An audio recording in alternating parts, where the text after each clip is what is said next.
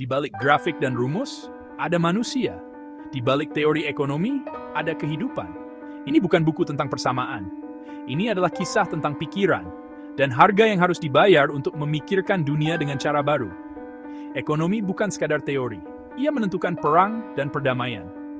Kalau begitu, inflasi akan naik. Jawab, kita urus nanti setelah terpilih. Ekonomi dan politik tak pernah benar-benar terpisah. Sebagian teori lahir dari kelas, lainnya dari ketakutan.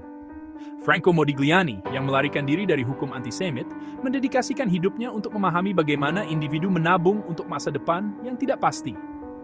Janos Kornai, yang temannya dieksekusi oleh rezim komunis, membongkar ilusi ekonomi terpusat, mengungkap kelangkaan sistemik yang lahir dari sistem itu sendiri. Di dalam akademi, pertempuran ideologi berkecamuk. Robert Lucas menantang gagasan Keynesian dengan teori ekspektasi rasional.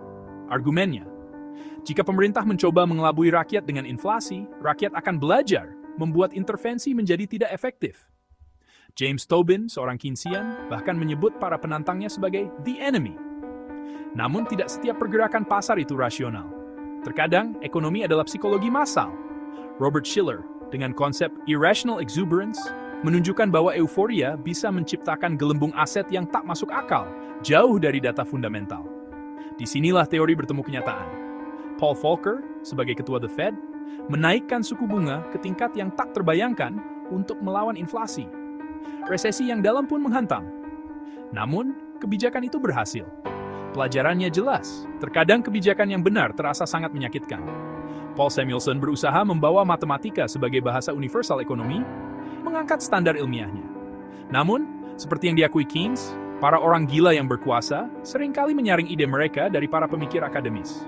Para ekonom bisa memberikan pengaruh, tapi mereka tidak memerintah. Bahkan di arena paling berbahaya, pikiran mereka bekerja.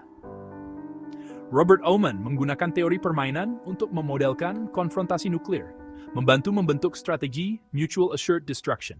Di sini, teori permainan dapat menentukan nasib jutaan jiwa. Di balik panggung akademik, mereka saling mengkritik tanpa ampun, mengejek model yang dianggap terlalu indah untuk menjadi kenyataan. Ekonomi adalah ekosistem yang penuh dengan konflik, ego, ambisi, dan terkadang persahabatan yang tulus. Ekonomi modern tidak lahir dari satu pikiran. Ia lahir dari percakapan, dari keberanian menantang status quo, dan dari pengalaman hidup yang membentuk teori. Teori ekonomi adalah cermin dari kehidupan para penciptanya. Untuk memahami ekonomi, cześć tu jestem.